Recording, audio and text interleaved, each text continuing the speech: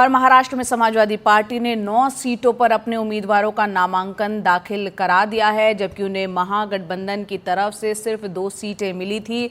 महाविकास आघाड़ी में कांग्रेस और शरद पवार ने सिर्फ 2 सीटें शिवाजी मानखुर्द नगर और भिवंडीपुर समाजवादी पार्टी के लिए छोड़ी थी, जिनमें एक से अबू आसिम यहाँ पर या दूसरे से रईस शेख मौजूदा विधायक हैं।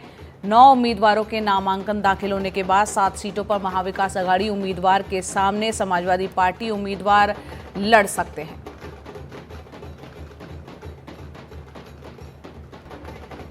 सुनील सिंह मुंबई में हमारे सहयोगी हमारे साथ जुड़ रहे हैं।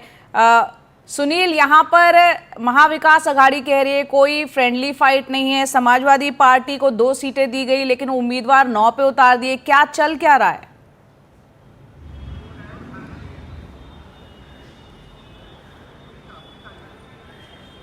जया, यही बात है। उलझन जो 2 महीने पहले से बनी हुई थी, बार बार मीटिंगें हुई, दावा किया गया कि सब कुछ ठीक है, लेकिन अभी भी सब कुछ ठीक नहीं है।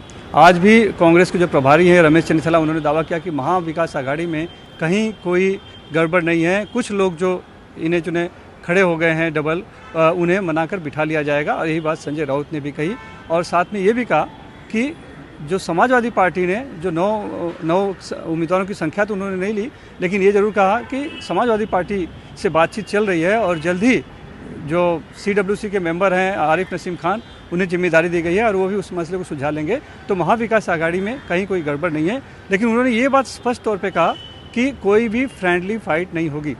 मैंने सवाल जब किया कि लोकसभा चुनाव में जिस तरह से फ्रेंडली फाइट देखने को मिली थी महाराष्ट्र में कुछ सीटों पर, क्या इस बार भी वो स्थिति आ सकती है, तो उन्होंने इस बात से मना किया। तो कांग्रेस और पूरी महाविकास आघाड़ी जरूर इस कोशिश में है कि इस बार कोई फ्रेंडली फाइट या फिर इस तरह का बागी कोई नहीं हो, और ताकि जिसका फ़ायदा बीजेपी या महायुति को मिले, ये जरूर कोशिश है, इसलिए वो दावा कर रहे हैं।